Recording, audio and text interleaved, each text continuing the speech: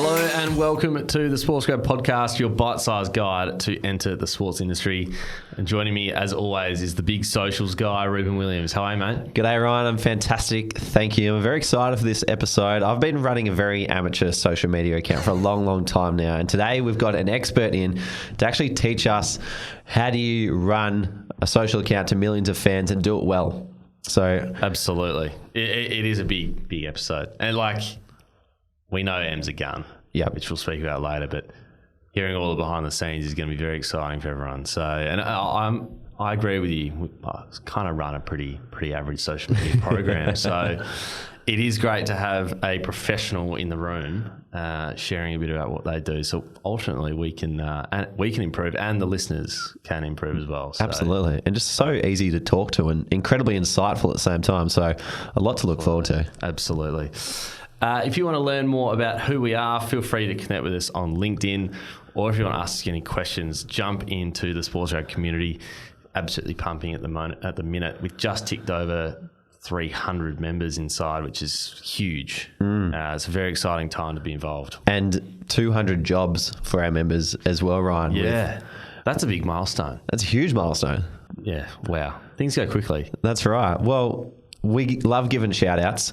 We've got a bumper shout out today for a few of our members. Yeah.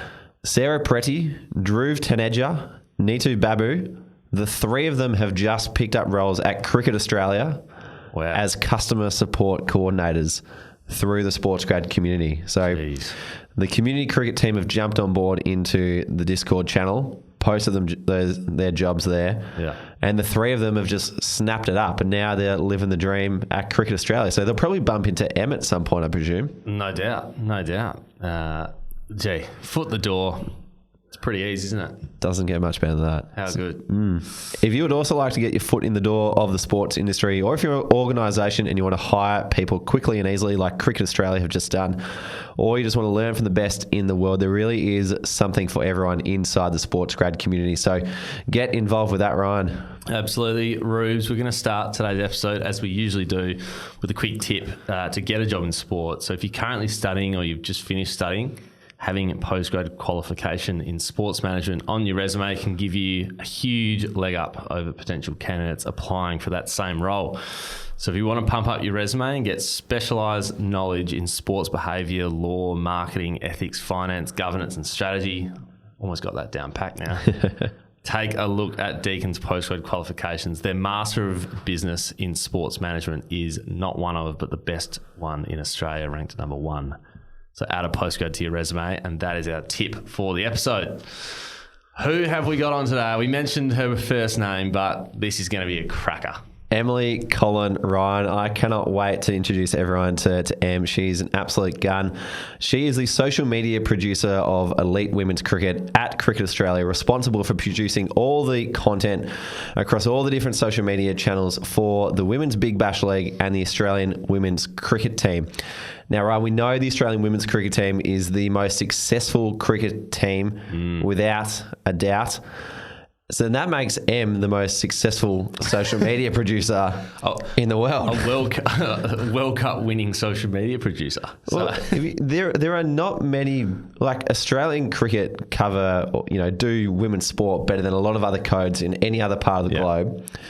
And as part of that, as part of the success on the field, they've added resources to make sure off the field it's going just as well too. And that means elite people like Em are involved covering all the different angles that go on within it. So I think we can comfortably say Em is without a doubt one of the best in the world at what she does. I think that's a legitimate thing we can say. And she'd love hearing that. Yep. She's obviously left the studio but after, you do this before and after.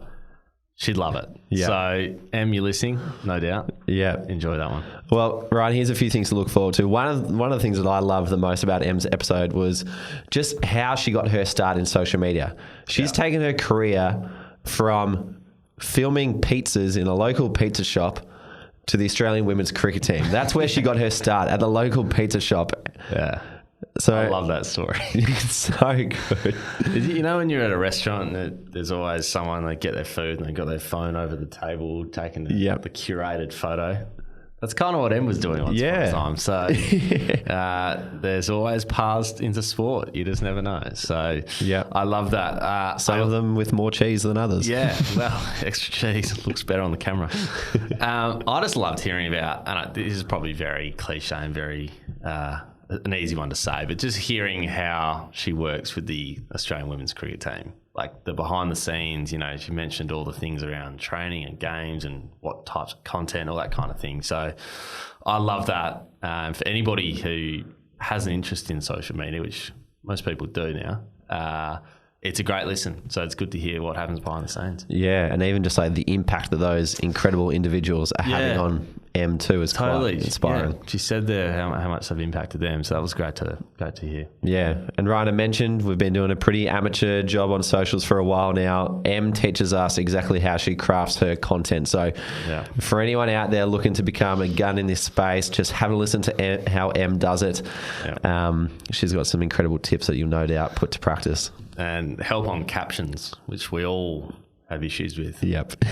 But it was fantastic. So grab a pen. Here is Em Collin. Em, welcome to the SportsGrad podcast. Guys, thank you so much for having me. It is a pleasure to be here in your very sleek, professional-looking SportsGrad podcast setup. So I'm stoked to be here. Thank you for inviting me on. It's been a long time coming. We've wanted to get you in for some time. And I mean, you're very hard to access now, obviously, with all the World Cups you're winning. You're on the world tour these days. Yeah.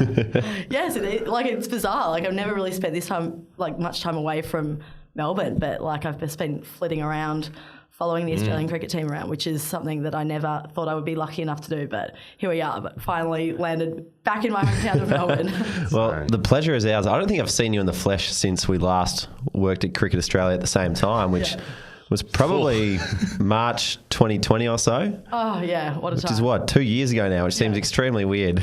We're going way back, aren't we? Way back. This is just like another lunchtime catch up over at the Hugh Trumbull Cafe with a few recordings going on at the same time. Same sort of vibe, really. Yeah. I reckon if we had a few microphones back at the Trumbull Cafe, we would have been able to produce a podcast a little earlier. The Hugh Trumbull podcast. If walls could talk.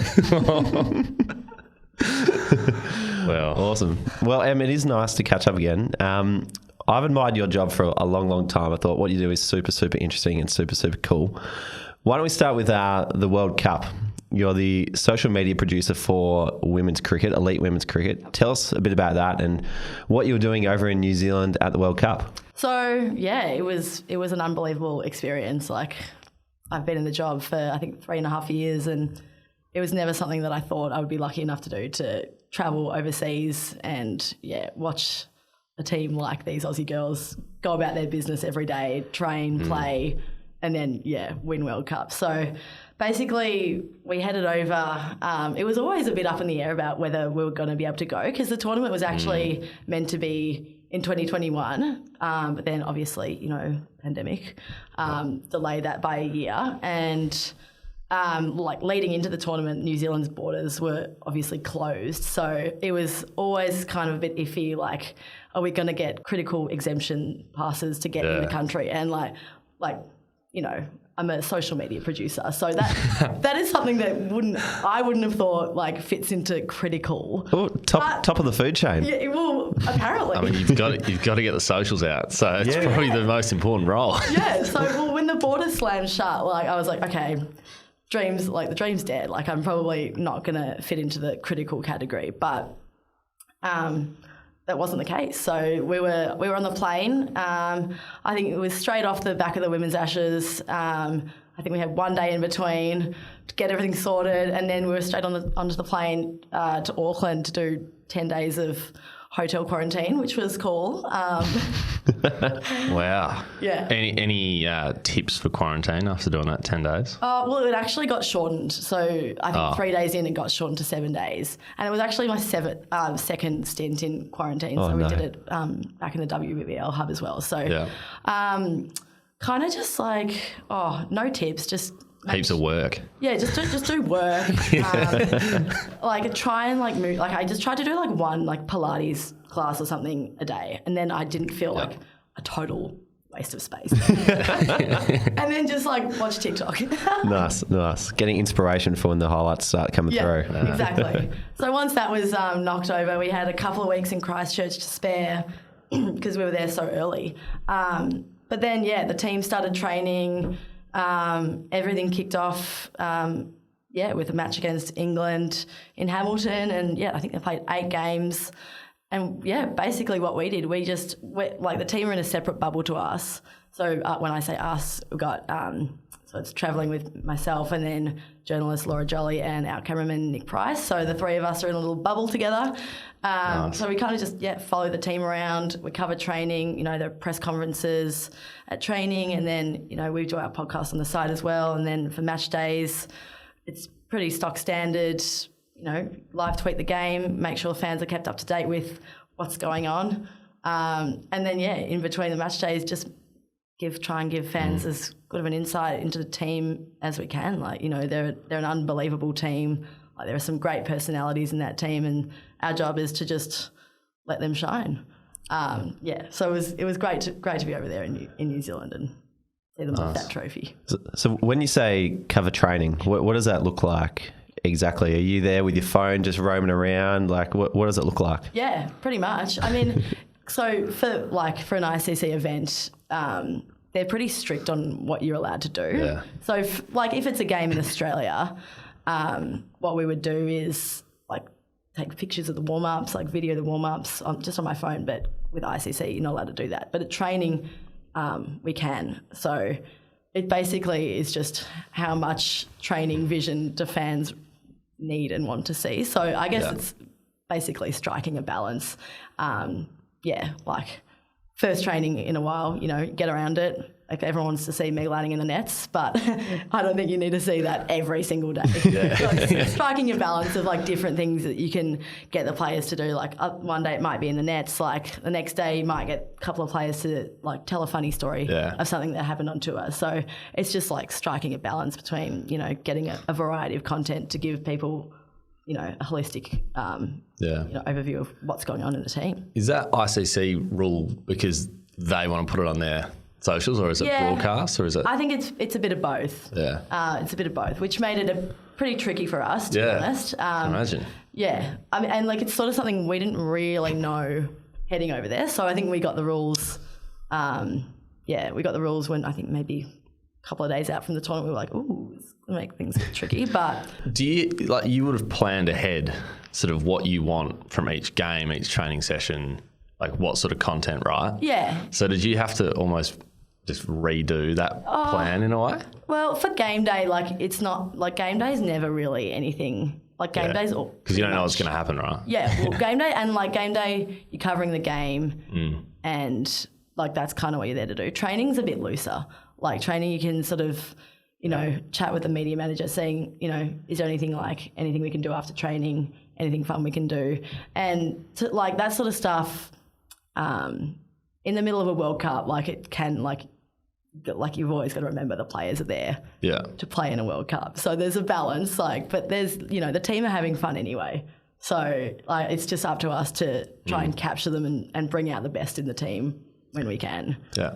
We should have asked Finn Bradshaw in episode 50 why he makes Em Collin's job so difficult when they get to international tournaments. Well, he'd be listening. So he'd be listening now. Absolutely. So I'm sure he'll get back to us. Those guys, they were all over there, and they didn't make out jobs difficult. I think there's big media rights deals and all that sort of thing. So broadcast. So they actually were very, very helpful, particularly on the night of the final. They would let us go wild a little bit, so it was good. Ruben's got Finn's direct line, so if you need to ask, just let us know.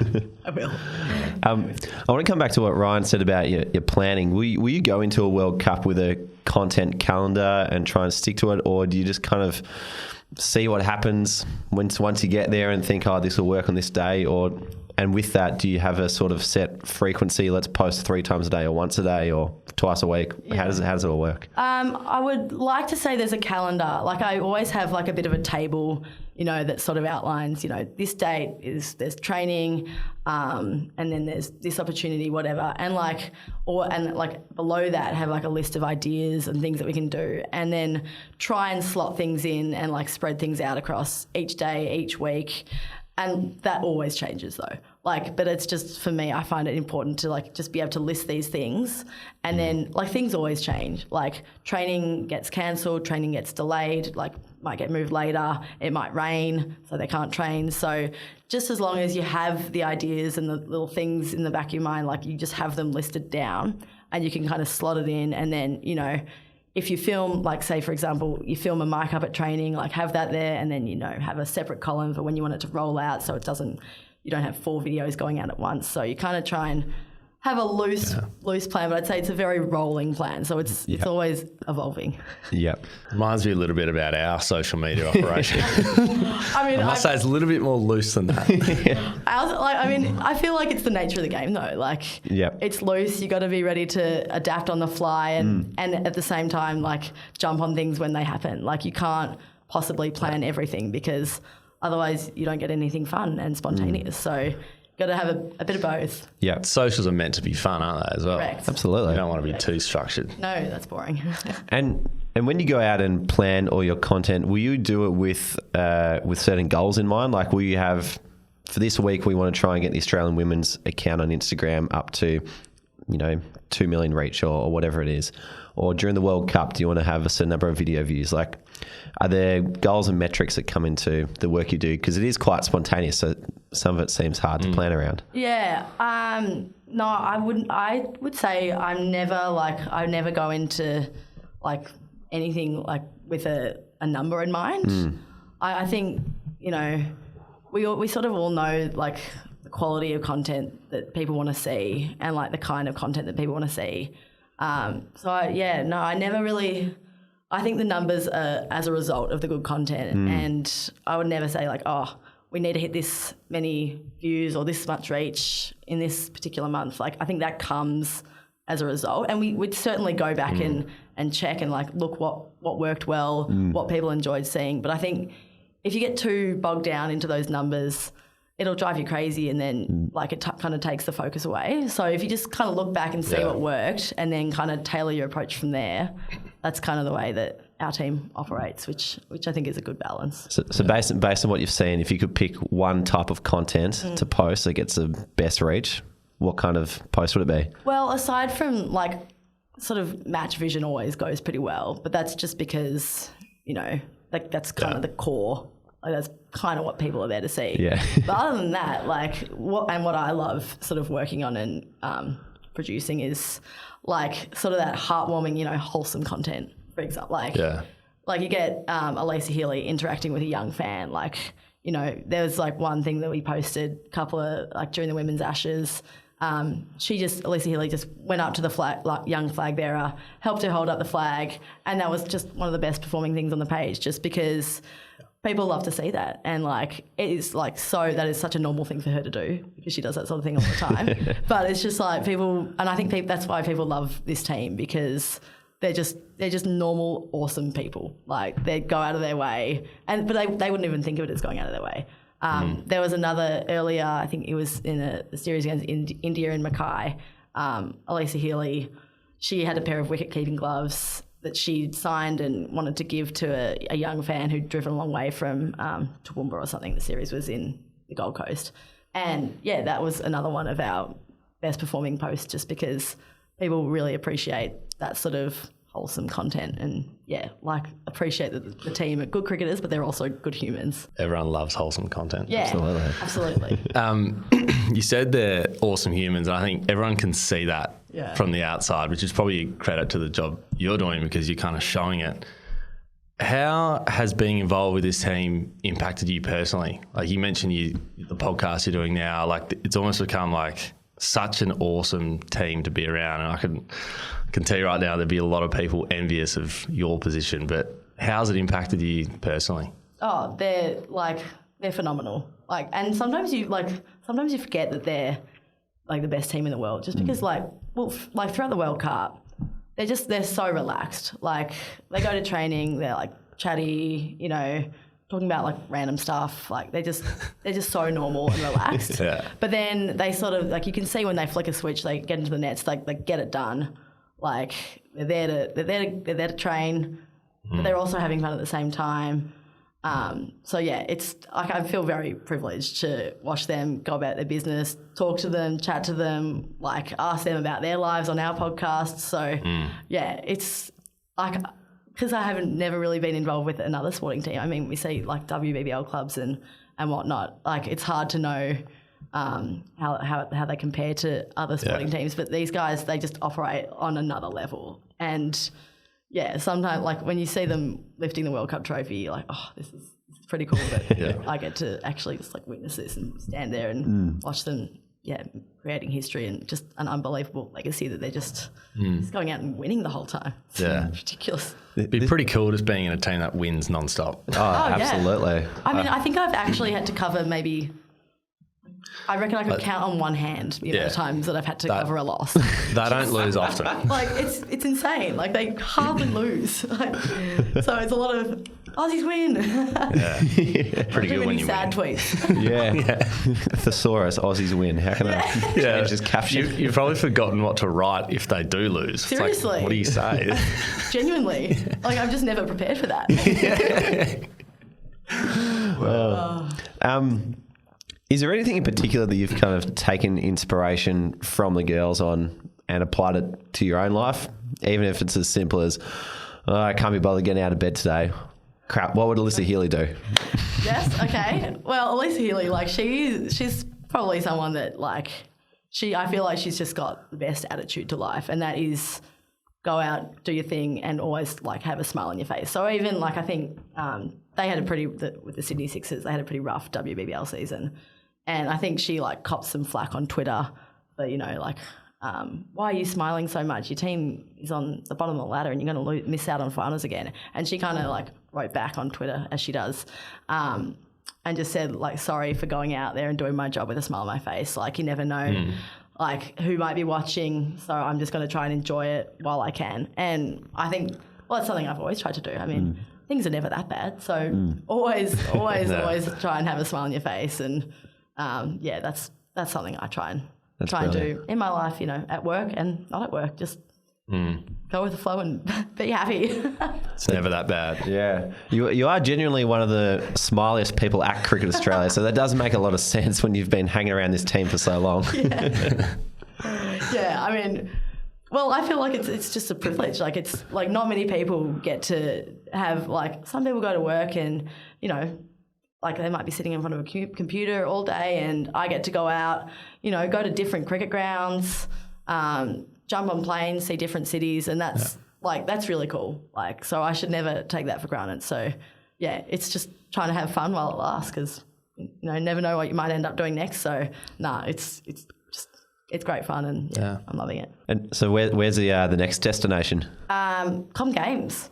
Oh. Yeah. Oh, yeah. It's huge. My God. Yeah. That's going to be so amazing. I know. random. So random. No, we've never played. Has it ever been at I think the Games? men's cricket has in like, I don't know, the 90s or something. Yeah. That's going to be so cool. Yeah, it'll be really cool. So it's the first time that they got the women's cricket in the Com Games, so it's T20. So where is it? It's in Birmingham. In England. Gotcha. So and then Australia are playing a series against Ireland, tri-series with Ireland and Pakistan in Ireland before that. So cool. Yeah, I think that's public knowledge. You heard it here first. SportsGrad exclusive. No, I'm pretty sure it is. So we'll head over there first, which is like covering a series in Ireland. Like how That's cool pretty is cool. that? That is Like, really cool. Unbelievable. And then heading over to the Com Games, and that's going to be like as part of the Com Games team. So Wonder if a good friend of the show, Sheila McGoy, will be heading over to Ireland with the team as well. She loves Ireland. Yes. Sheila, get on over. Yeah, one of the great Irish people. Come join us at Cricket Australia. Yeah. So you're going to be working under the banner of the Commonwealth Games Australia organisation then? Yeah. Okay. Yeah. So I think we'll have like... That's unreal. I think when it just like a thing simple as uniform, we'll be showing Commonwealth Games uniform, not CA uniform or anything like that. So yeah. And like I'm not like I've got pretty light on details. Like I'm not sure how it's all going to work, but like if they ask me to tweet ping pong, I'll do it. Like Game on. Yeah, like I'll do it. Like so I think because I'm not sure how it's all going to work because it's all under the same banner. Yeah, I mean, they probably wouldn't have like 20 of the same. Exactly. You know? Yeah, so for every single sport. So I'm not sure if that will be required to, spread our... That could be an unreal opportunity. Yeah. You know? I'm really excited for it. Like, never have thought that was going to happen. No, it's so cool. It's gonna be unreal. So I'm pumped for that. And do you know if you get to march in the opening ceremony? I have no idea. Maybe march and film at the same time. That's what I'm thinking. Yeah. I thought you meant as an athlete. I was like, nah, probably not. But Em's pretty good at ping pong. Yeah. I mean, I hope so. Like, if you were to be in the Com Games, what event do you reckon would suit you the best? Okay. Do they have tennis in the Commonwealth Games? I don't think so. I recall you being a gun tennis player. No, that's just like one thing that I do. I just do it. I'm not that good at it. You'd be the marathon.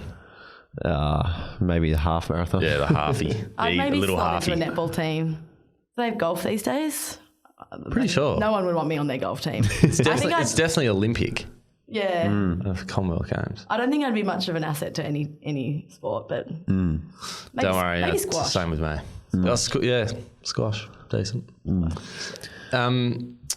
We've got a lot of members who love social media, and they do, a lot of work with their grassroots club in capturing content and also trying to boost, awareness of what they do. What are some of the, the really, I guess, important skills that you need to further your career in social media? That's a good question.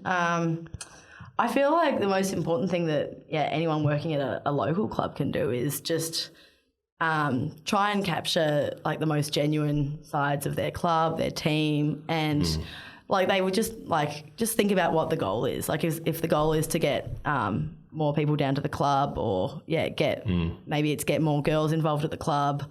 Just show that it's happening and show the environment. And showcase that welcoming environment. There are a lot of skills that you can pick up sort of on the fly. Like Photoshop is something that I never really did at uni, and now I use it every day. So I've kind of had to teach myself, and I'm by no means a graphic designer. But what did you do at university? I studied journalism. So it's just purely writing at that point? It was like a bit of sort of like we did radio journalism, TV journalism, photojournalism. So it was relatively broad, but not super broad. And then there are things from that course that I've taken into my job now. But it's sort of like a lot of that Photoshop design sort of stuff that I actually I enjoy doing it. But it's like when I first started, I had no idea what I was doing. I was like I did not even know how to crop a photo. So I had to learn, but it's been fun, and it sort of video editing as well. That's something I'm not very good at that, because it's actually quite a skill. Yeah. So I can top and tail a video, and that's probably about it. But those sort of things that if you can just kind of learn those things and have really basic skills in Photoshop, Premiere Pro. Anyone can use an iPhone, and just kind of have your finger on the pulse, and you never want to be overwhelming people with words when on social media. So just if you can find short, succinct ways to say things, and it's all about fun. People want to see fun stuff, and people want to see heartwarming stuff. So anything that you can do at your grassroots club, and I feel like Luke Williams. You guys would know he does an unbelievable job of showcasing grassroots cricket on the My Cricket platform. So that's completely changed this year. Hey, I've seen a lot of it, which is great. He's doing an unreal job, and I feel like that should be the envy of every local sport. Like tennis should have that. Footy should have that. Because people it's such a great talking point. Because so many people play local cricket, local footy, local tennis, and they want to chat to their friends about it. They want to tag their mates and who made a duck this weekend, whatever. Yeah. It's fun. That's the point of local sport. That's why we all do it. My favourite one is the other day, all the CA contracts came out. And they posted on My Cricket, tag a mate who's stiff to knock a spot on the contractor list. So simple, but it gives people an outlet to make fun of themselves. Yeah. Or when Ash Barty won the Australian Open and Luke Williams put up a photo on the My Cricket account of her My Cricket player ID. Exactly. Yeah. Playing Premier Cricket up in Queensland. Yeah. Such a simple thing to do, but relatable. Relatable Her content. My Cricket stats. Yeah. Yeah. So anything that gives an insight, makes people get excited about playing the sport and being involved is, So it's you just want to mix. A lot of accounts will just, at a grassroots level, it's not their number one job, so they just go with what they can do, and it'll often just be the scores from the weekend. Yeah. It's a lot of people already know that. So it's what can you do that actually gets them inside the tent, kind of, and take them inside the tent. Yeah, this is what happens. Show us the team celebrating. Just even simple things like the team photo, just a couple of photos of a couple of kids, just arm in arm. People love to see that. So and that just reinforces that positive environment. People love to see it. Yeah. How do you craft the perfect caption? Because a lot of people. Great question. Great question. Because you see it. There's a lot of different accounts out there. Yeah. Some of them will post a photo and it's a very wordy description. Yeah. Others are very succinct. Others you just have no idea what they're even saying because it's so colloquial. Yeah. How do you, I guess, strike the right balance of finding the tone of voice for the Australian women's cricket team account on Instagram, for example? Yeah, it's another good question. I mean, I would like to say I put a lot of thought into it, but there's not a lot of time to put a lot of thought into it. Yeah. Say on Twitter, it's just so on the fly. Instagram, I feel you just as fewer words as possible. Just make it really short and sharp. Whack some emojis in there. Yeah. Emoji goes well. Or just one emoji. Something really simple. Single emoji. Nah, anything that if you sort of I guess if you're kind of in the game, you follow lots of accounts and you follow lots of sports accounts and you kind of just by nature of it, you pick up inspiration from elsewhere and anything that sort of captures the mood and then that goes nice, like the photo or the video or the graphic or whatever will usually do the talking and then anything in the caption just adds a little bit of spice. So sometimes you can pose a question, but you don't want to go overboard with the questions because then it just gets tiresome. So just a good blend and not too many words. Yeah. I'd say. How do you I've got anxiety when I post on Instagram and I've got hardly any followers. But for you, it's you've got an account with millions of followers on there. And it's if you whatever you post is going to be seen by a lot of people. Yes. Do you get nervous? I definitely used to. When I first started, I was oh my God, what am I doing? Once I put this out. Why do I have the keys to this account? Yeah. Now I feel I've done so many that it's kind of just all right, out in the world, enjoy it. Yeah. If they don't enjoy it, bad luck. Sorry, thanks for coming. I love that. You just don't overthink it. Nah, don't overthink it. Just don't overthink it and have fun with it because people have their friends on Instagram. They have their family on Instagram and then they have their favourite sports teams or sports leagues on Instagram. They're there to, it's an escape.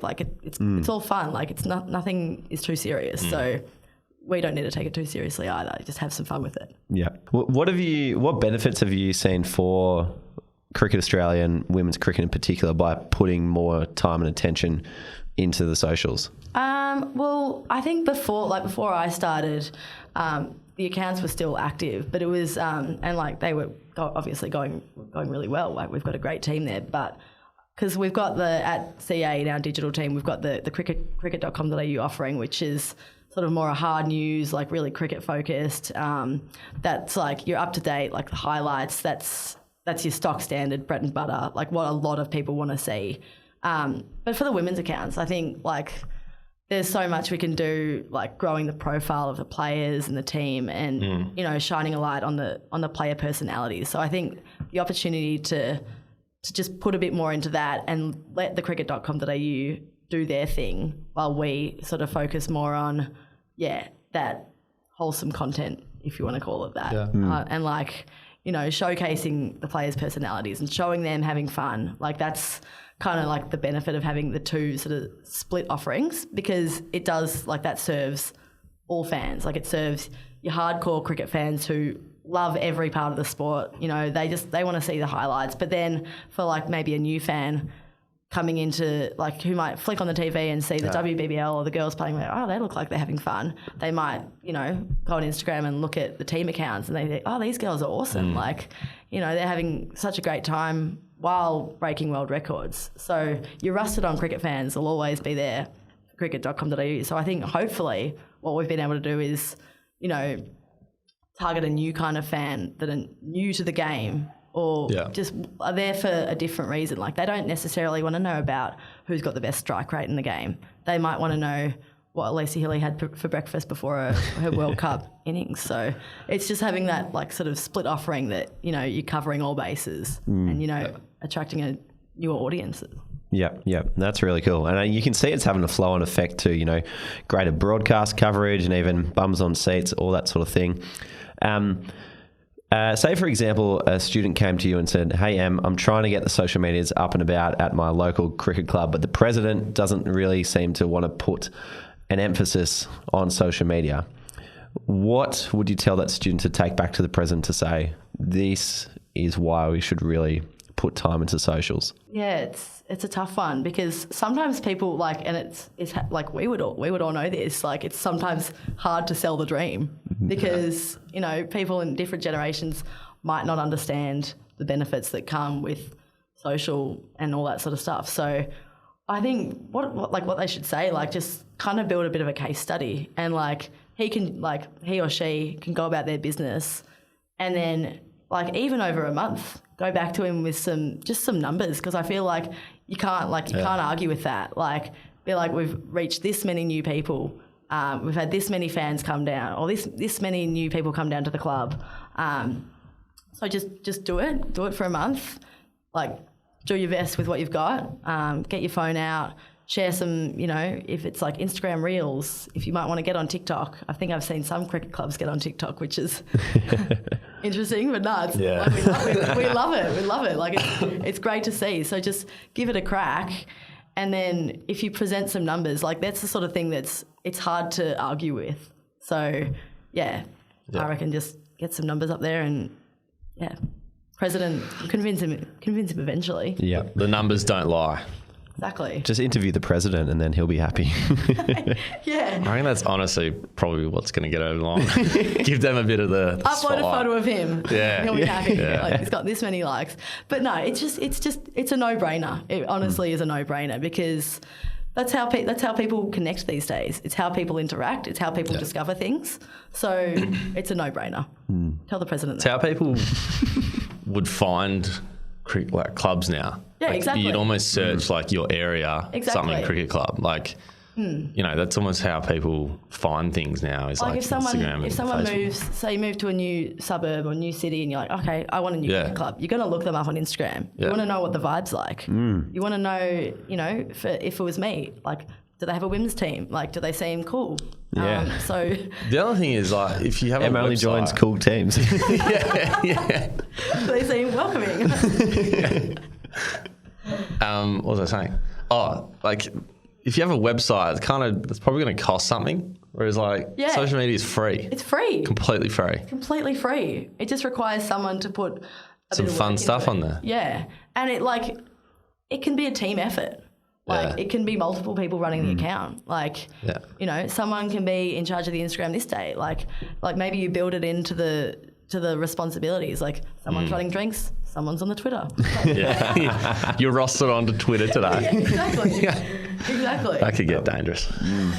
What was the first account that you ran? In a professional sense? Any. So when one of my early jobs when I was studying, I worked at Pizza Religion. Good pizzas, really good pizzas. The one in Hawthorne? It was the one in Elstonwick, which okay. is now it's shut, and I got made redundant. Oh no! Oh, that's gutting.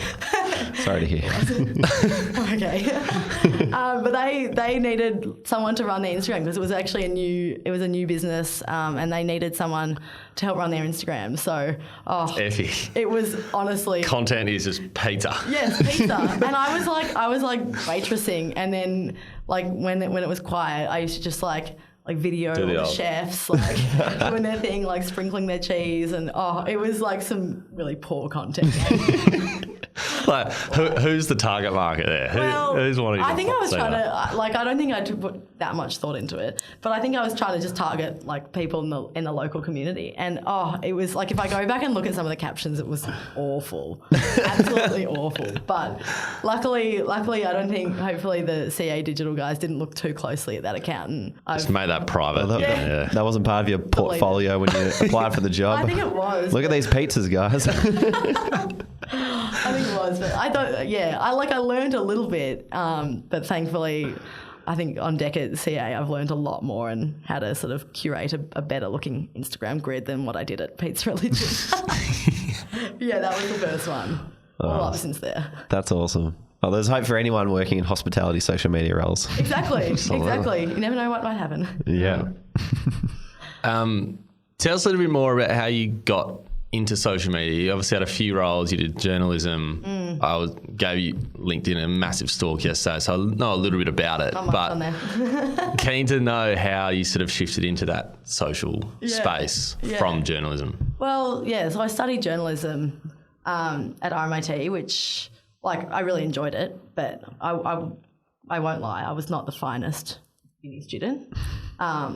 But I did one subject, sports journalism, which I absolutely loved. And it was a really sort of political heavy degree, which is good to know.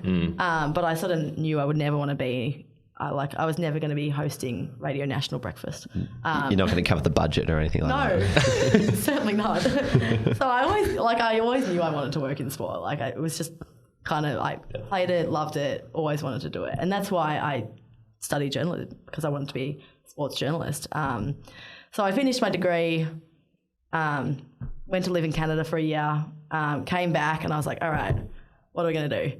And it was, as we would all know, it's not easy to find a job, not easy at all. So I had some really random jobs.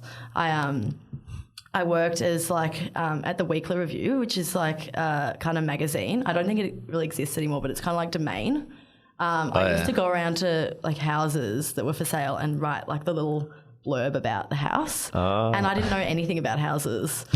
So random. I drive all over the city and to these just random houses and be like, nice walls and nice. all the rest. You learn how to write something out of nothing. You kind of just I kind of just did it. And I always thought my mum always told me, it's always easier to get a job when you've got a job. So I just tried to always be doing something. And then I just, I applied for so many jobs in sport. I love tennis. I always wanted to work at tennis. And then I saw the job at Cricket Australia come up and I was like, I don't know much. I've never sort of worked in social before. But the opportunity to work specifically with the women's teams, because I felt I always liked cricket. I played cricket. And so I was I remember it was the deadline, I tossed out whether to apply, and the deadline was, I applied on the deadline, on the very last day that I could possibly apply. I was like, okay, I'm just going to do it. And I was like, okay, I probably won't get this. I probably won't get an interview. And I think I was on holidays and I got a call from the HR person at CA at the time, Sharon. Sharon called me too. Palmer? Yes. Legend. Also called me.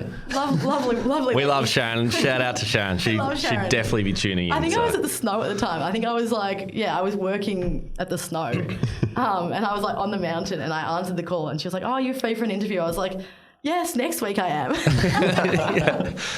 Currently going down a very large steep hill. I'm a little bit of spur at the moment, but yes, I can come next week. And I was, I was over the moon. I just was stoked for the opportunity. So I kind of put everything into the interview. I can't really remember it because I was super, I was just super raw. I hadn't really had any experience like aside from, you know, random internships that I think probably like the difference, and they go a long way, and, you know, you've sort of been around the environment before, but never really any like real life experience working in the industry. So I consider myself very lucky to get the job, and still do. Well, I think that's just we've spoken about this a little bit. Like, people will ask us, you know, should I, you know, get a job in this organisation, even though it's not directly in sport? And I think this is a classic example of like every bit of experience you get counts, and you're going to learn so much at every single one. It all contributes. Exactly. So, you know, you don't need to start in sport to work in sport. No, because it's life experience. Yeah, like, whatever you can will help you. And like, we ran a job fair the other week featuring Ironman and Netball Australia, and all these organisations said, we're just looking for good people. Yeah. And not to put everything hinging on good people being what they're looking for, but what do you think they saw in you?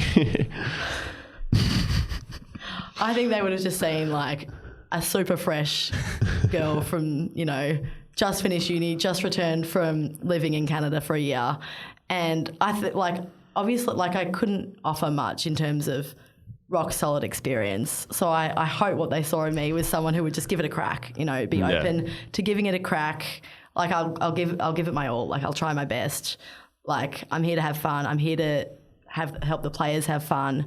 Like, and I knew what they wanted to achieve. Like, I knew that they needed someone to help, like, showcase these player personalities.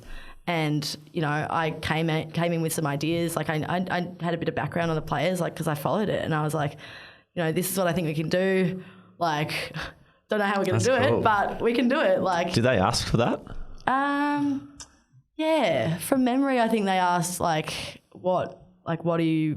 what can you bring to this role, and how would you like to see the channels like shaped and like develop, and what do you want to see them achieve? And I think that's what I want to see as a fan, like, because I think that's what people want to see from, like, when they follow a league or a team. They want to get an insight. Like, as you say, they want to get under the tent. So I think that's kind of just what I came with. I was like, nothing rock solid, nothing. I don't have that many degrees or that much experience, but we'll give it a crack. Sounds like that's what they saw in me. You nailed the cultural fit side. Obviously, you had a smile on your face. You were yourself, and you had an opinion on what you can do. Yeah, I mean, like, you could have gone into that and kind of, you know, come up with something to try and share that you've got more experience than you have. Yeah. And to be honest, they probably could have been like, I don't believe that. But the fact that you were just like, I think we can do this. I love the team. This is who I am, and I'll give everything I have to the role. Yeah. It's probably better than coming up with something that's not entirely true. I feel like, you know, you've all, like, doesn't matter what the situation is, like, you've always got to be yourself. I mean, there is there's a lot of fake it till you make it, but you can still do that while being yourself and, like, being authentic, because people can generally see if you're not being authentic. So don't try and lie too much. Like, always be yourself, and, like, people would trust that and prefer to see that rather than, you know, trying to, like, just lead them down a rabbit hole. I've heard, like, some videographer jobs requiring the videographers to come in, edit something within an hour, see what they come up with. Was there any of that in socials? Like, did you have to show examples or take a photo, caption it, put something together? Well, what I had to do, Cal, who is one of the greats, you guys will both know Cal, he's been an unbelievable person for me to learn from. He set up his computer, and I can't remember if he left the room or not, but he set up his computer, pressed play on just like a passage of play in a cricket game. So it was from the 2017 Women's Ashes Test. It was when Elyse Perry, I think she was she was nearing her double 100.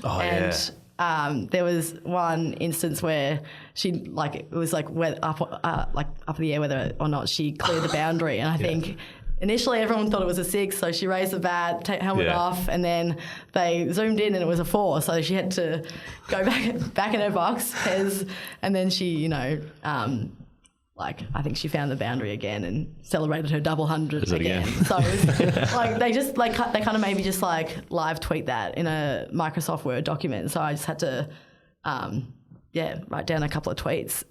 Oh, that's really cool. Yeah, like I don't think I was expecting it. Like I don't think I knew that I was going to be doing that. So it was a good test. Very cool. Would have been like I'd love to go back and read them now. Yeah. I was going to say, what'd you say? But you probably can't remember. I mean, would have been some nonsense, but no, hopefully it was all right. A couple of shorter, sharper questions to wrap up. What are one or two key things that you've learnt over the journey? What have I learnt? I'm trying to think about this because I want to make it good. I think people should always be like ready to adapt on the fly. Like don't go in, like be prepared, always be prepared, but always be ready to seize an opportunity. Like particularly in like the sports media industry, like things happen really quickly.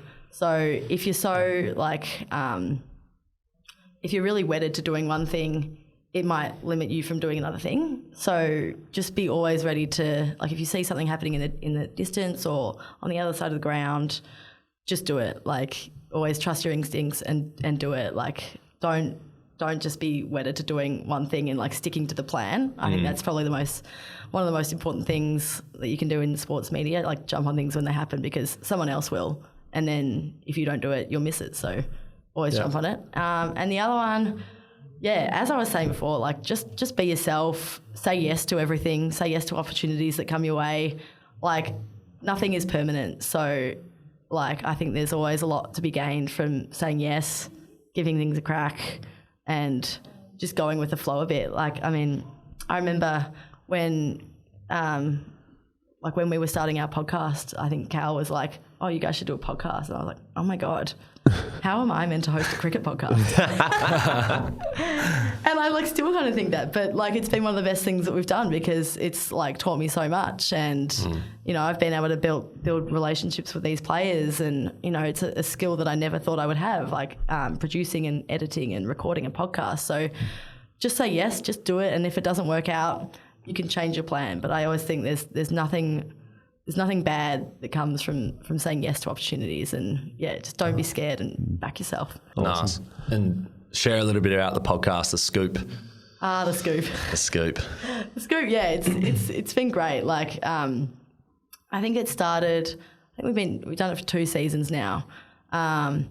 And what do we like? We just try and offer a bit of a news update, like give our listeners just a bit of a around the grounds, what's happening in the game, in the women's game. It's women's specific, and then we just get a player on, usually a player. So we talk about, you know, if it's in the middle of a series, in the middle of a World Cup, like how's the team going?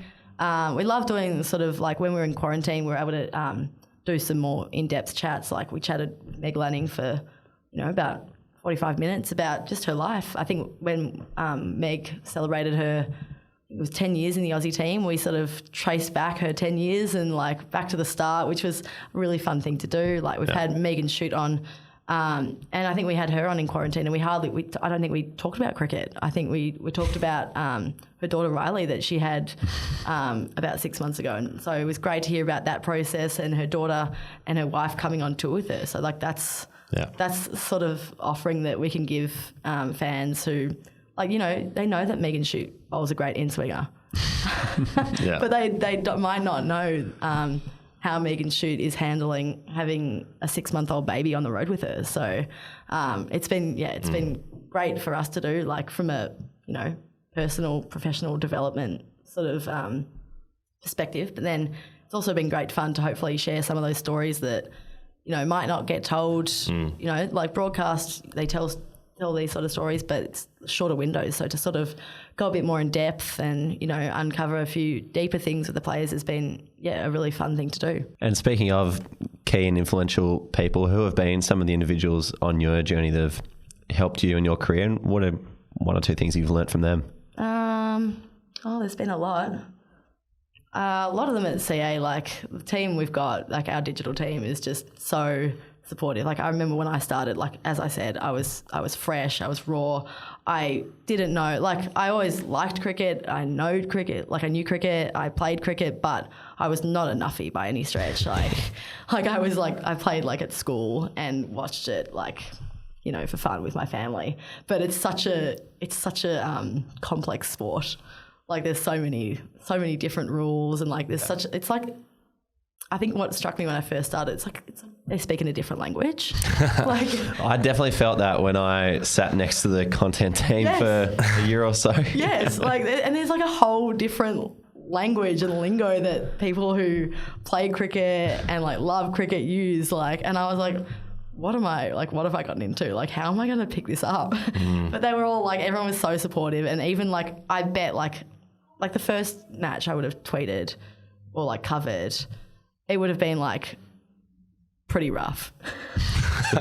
Like, let's dig that up. Yeah, like, I actually have like meant to, but I'm like too scared. I think I'll actually cringe like going back. But like Cal he's just an unbelievable operator, and has just always been so supportive and helpful, and like so patient, and just offers like so much of his time to like help people develop and help people learn. And yeah, he's been an unbelievable presence at CA. Like, I love working with LJ. Like, she's like, we're pretty like tight. Like, we work really closely together, and like having her in New Zealand as well was really helpful. Like, we can always talk to each other about things that we want to maybe work on or produce or get from the podcast. So, and like, she's been around the team for a lot longer than me, so like she knows like how it works really well. And Sammy Gaston, we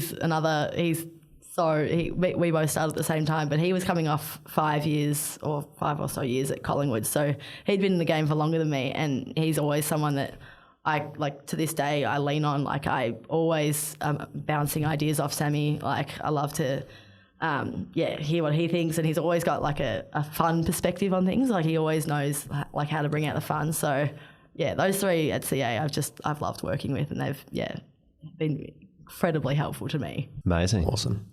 Yeah. Well, do you think we've covered it all? I think fair few questions we've thrown at you. I hope I didn't today. talk like that much nonsense. I feel like No, I feel like we hit the sweet spot. Yeah. No, that was very insightful. it was fun. I've never really spoken about myself for that long. So It's good fun, hey? wow, get a lot on my chest. It was great to be here, guys. No, it's awesome to have you on, and honestly, the work you're doing is amazing. You know, we look at it from afar and we're like, wow, you know, it's just come so far, and the access we get to women's cricket through the work that you guys are doing is absolutely outstanding. So well done on the World Cup win. Good luck for the Com Games, and we'll definitely catch up soon. Oh, thanks, Ryan. Thanks, Ruben. And you guys, like, ditto, doing an unbelievable job. I was actually saying last night when I was telling some of my friends that I was going on a podcast, I was like, yeah, they've set up this community, and it's the sort of thing that, like, when I was coming through and I was writing real estate columns, I wish there was something like SportsGrad, a community that like gave me an actual pathway into like finding a job in sport, because it is like so many people want to do it, and so you guys are just doing an unbelievable job. And yeah, lucky kids coming through uni now, they can work with you guys. Oh, thank you. Well, hopefully they end up covering the world game like you do and make an impact. Thanks, team. Alrighty, Rubes. I feel like that episode could have gone for another hour or so. There's so much to unpack with Em. I loved it. Me too. It. There's so many takeaways from that. And, you know, I feel like we just could have spoken forever on each thing, but what stood out for you? Well, I think my biggest takeaway came from Emily's mum. Now, Em's mum said to Em when she was working for the real estate magazine that it's easier to get a job when you're in a job. And so, which that really kind of speaks to the fact that you just need some kind of experience to then get a job in sport. It doesn't have to be directly related to sport. If it's in sport, fantastic. But don't, discount the opportunity that might be sitting somewhere else. So, thank you to Em's mum for that first tidbit. I'm sure there'll be a lot of grads who benefit from that. Absolute wisdom, as all mothers give. Yeah. So we respect all that they can give us. I just love what she said around having some prerequisite skills before you get into a job. So she mentioned she didn't walk in with any of the knowledge on Photoshop or Adobe or all these kind of programs that she's learnt in the job. But, it just shows that if someone can go out and get those skills now and just have you don't have to be an absolute expert at it, but just some basic understanding, it's just going to add so much more weight to your application. So find those little bits that you are going to need to know and get onto it now, because it'll help you in the long run. Yeah. And finally, as Em mentioned, she didn't have a lot of sport experience. She didn't have a lot of social experience or, specific Photoshop experience when she arrived at Cricket Australia. But the one thing that she did have was a lot of initiative. Yeah. And as she said, she was just willing to have a crack, and she brought these different ideas and presented all the different things that she would like to do with socials. And that is often all that organisations are looking for. Good people with good ideas and a great attitude who are going to rock up and do their very best. Because as Em has been a terrific case in point, you can learn these specific skills. You can pick up all the different elements along the way. But the hard part is actually teaching that, initiative that comes within to bring ideas and do all the extra bits. Yeah. Yeah. I loved how she got the, she had to present what tweets she'd do for a moment in time. Initiative, we love it. Yeah, absolutely. And it was just great to catch up with Em in general. It was the best podcast are those that sound just like you're having a yarn. Yeah. And that felt like a bit of a yarn, which is good. Well, I reckon she started soon after we did, and we were in the digital team at the same time. So one of the great friendly faces to say hi to. Absolutely. And she's got one of the great roles. So we love Em. So good to have her in. That'll wrap us up. Great episode. Well done, buddy. I thought you were on. Oh, thanks. Well done to Em, really. Yeah, that's really good. Find us on LinkedIn, plus be sure to jump into the SportsGrad community. As we mentioned before, we'd love to chat with you on there. So head to our website to join, or head to the link in our show notes. Thanks for listening. We'll see you next time.